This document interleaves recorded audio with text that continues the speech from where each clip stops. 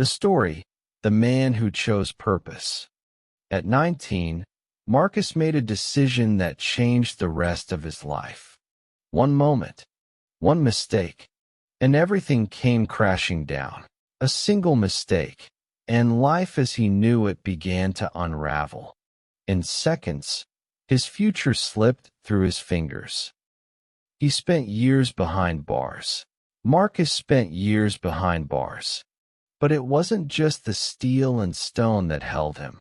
It was the weight of regret, the anger that had nowhere to go, the silence that echoed louder than any noise.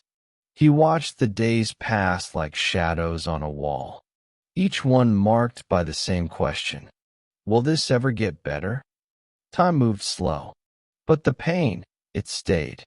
And in that place, he lost more than just years.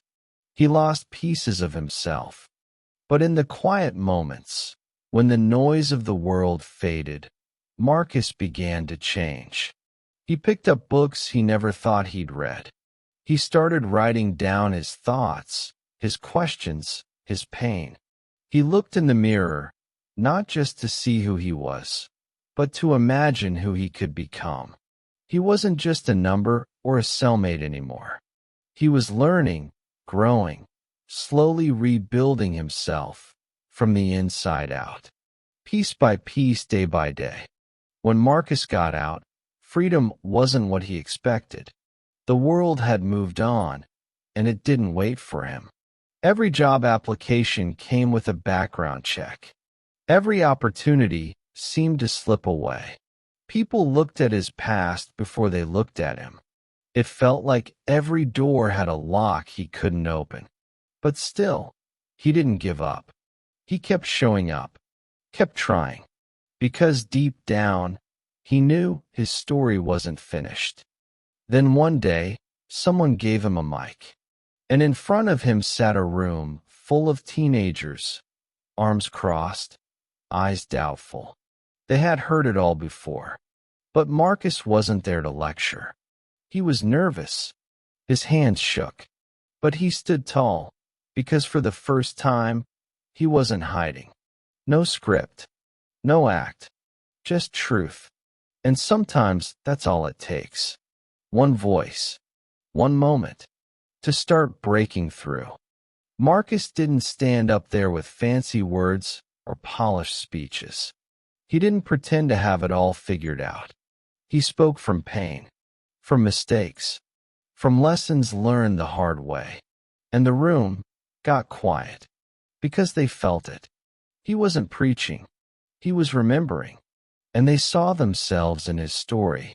For the first time, someone was real with them. And real connects with real. Word started to spread.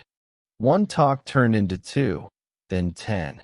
Marcus found himself standing in front of students, shelter residents, even men still behind bars. He didn't come with fame. He didn't call himself a hero. He came as a man who had fallen hard, but found his way back. And every time he spoke, he didn't just tell his story. He gave others permission to believe in their own comeback. Because survival is one thing. Sharing it, that's purpose. Today, Marcus walks a different path. He once wore an orange jumpsuit, marked by his worst mistake. Now, he wears purpose, defined by everything he's overcome. He's no longer just free by law. He's free in spirit, in voice, in truth. Because he proved that redemption isn't just possible. It's powerful.